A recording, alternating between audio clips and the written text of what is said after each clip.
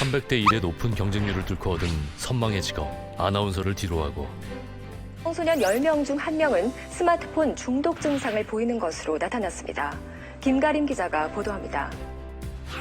퇴직 후 선택한 창업의 길은 녹록지 않았습니다. 뭔가 의욕도 저하되고 세상과 동떨어진 느낌도 들고 자신감도 떨어지는 면이 있었어요. 방송인 오정연 씨는 대체 왜 새로운 직업을 선택한 것일까? 직장 다닐 때는 8, 9시간을 근무하는 게 딱 정해져 있었잖아요. 그때는 주어진 일들 모든 걸 소화하느라고 애썼거든요. 요즘 젊은 분들은 직장 생활을 하면서도 굉장히 요령껏 자기 개인 시간을 잘 활용을 한다고 하더라고요. 수십만 년 동안 우리는 첫 번째 직업이 다 할 때 수명이 끝나는 그런 문화와 환경 속에서 살아왔습니다. 이제는 두 번째 혹은 심지어 세 번째 직업까지도 가지는 것이 조금도 이상하지 않은 그런 세상이 갑자기 찾아온 거죠.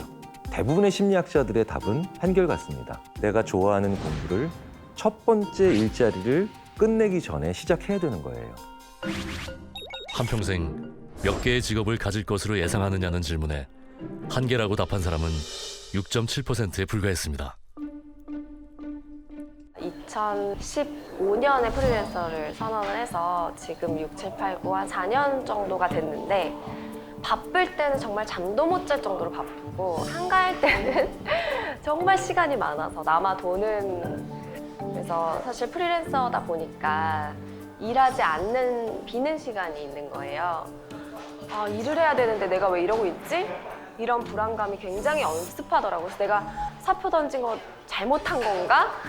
내가 이러지 말고 계속 나를 불러주기를 기다릴 게 아니라 뭔가 내가 진짜 하고 싶었던 거 못했던 거 있나? 더 늦기 전에 해보자. 그런 생각이 문득 들었고요.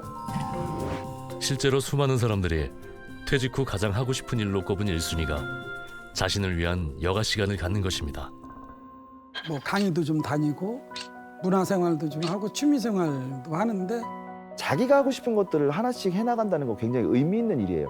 내가 정말 하고 싶고 내가 정말 그리던 것들, 그런 것들을 하나씩 목표로 잡고 하루 계획을 세우는 이 시간 관리도 중요하다.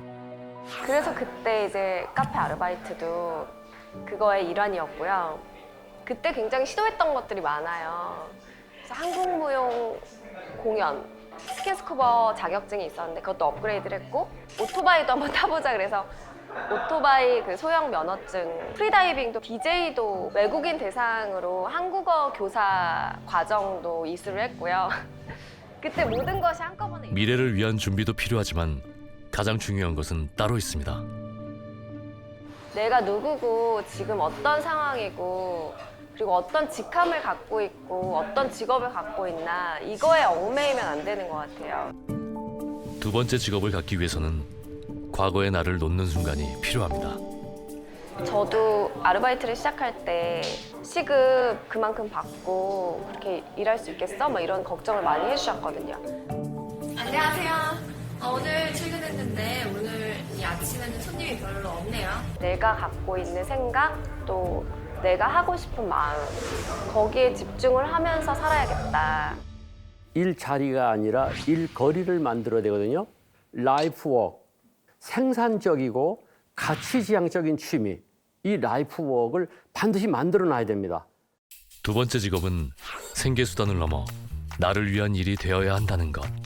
사업 자체를 생각해 본 적이 없었는데 이제 제가 아르바이트를 하면서 너무 재밌고 사람들을 계속 만나게 되고 이런 것 자체가 저한테는 굉장히 힘이 되고 카페가 딱 맞는 것 같아요.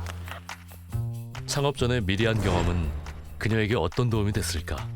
커피 만들고 음료 제조할 때 동선을 파악하고 있잖아요. 동선을 아예 몰랐다면 지금 일하기 수월하게 만들어지지 않았을 것 같아요. 일단 그것부터가 도움이 됐고 그리고 그래서 그만큼 빨리 모든 걸 좀 소화해낼 수 있는 그런 능력이 생긴 것 같아요. 고깃집을 창업한다고 하시더라도 저는 아르바이트를 한 3개월 정도 해보시기를 권해드립니다. 그런 다음에 해도 늦지 않거든요. 본인이 하고 싶은 것들을 가지고 천천히 경험하면서 가셨으면 좋겠어요. 요즘에는 워낙 수명도 길어지고 또 다들 건강하신 분들 많아서 은퇴라는 말은 맞지가 않는 것 같아요. 살다 보면 사실 적성도 바뀔 수도 있고 새로운 내가 못했던 것들, 내가 잘할 수 있는 것들을 그때서야 찾을 수도 있는 거잖아요. 직업을 바꾸거나 아니면 다양한 직업을 갖거나 직업을 하나 더 추가한다. 뭐 이런 말들이 더 어울리는 시대가 아닌가 싶습니다. 이제 퇴직이 아닌 새로운 직업을 가져야 할 시대가 열리고 있습니다. 우리도 모르는 사이 매년 수많은 직업이 생겼다 사라집니다. 퇴직을 앞둔 사람들이 주목해야 할 미래 창직 분야는 무엇일까? 지금 시대를 지배하는 것이 4차 산업혁명과 관련된 내용들일 텐데요. 3D 프린터나 드론, 지금 공유경제라고 하죠. 핸드폰 앱을 이용한 이런 것들은 앞으로 대세가 되는 비즈니스의 흐름이 될 것 같습니다. 다소 어렵게 느껴지는 4차 산업기술. 과연 퇴직을 앞둔 사람들도 쉽게 도전할 수 있을까? 결론 저희가 내린 결론 누구나였습니다. 아주 어린 중학생서부터 시작해서 가장 연세가 많으셨던 분이 82세 되신 어르신이었는데 두 번째 직업을 갖는데 3D 프린팅을 선택하시려고 하시는 분들이 굉장히 많았죠. 상상을 현실로 만드는 3D 프린팅 기술. 낯설고 어렵게 느껴질 수 있지만 중장년층에게 유리한 점이 많다고 합니다. 정말로 가지고 계신 그 엄청난 배경 지식 내에 3D 프린팅을 여기저기 자료 한번 대보세요. 그래서 얘가 이게 들어갔을 때 가장 획기적으로 변화가 되거나 아니면 사람들이 전부 놀랄 만한 새로운 것이 탄생할 수 있는 부분이라면 도전해 보셔도 좋다라고 말씀드리는 겁니다. 누구에게든 퇴직의 순간은 다가옵니다. 피할 수 없는 미래.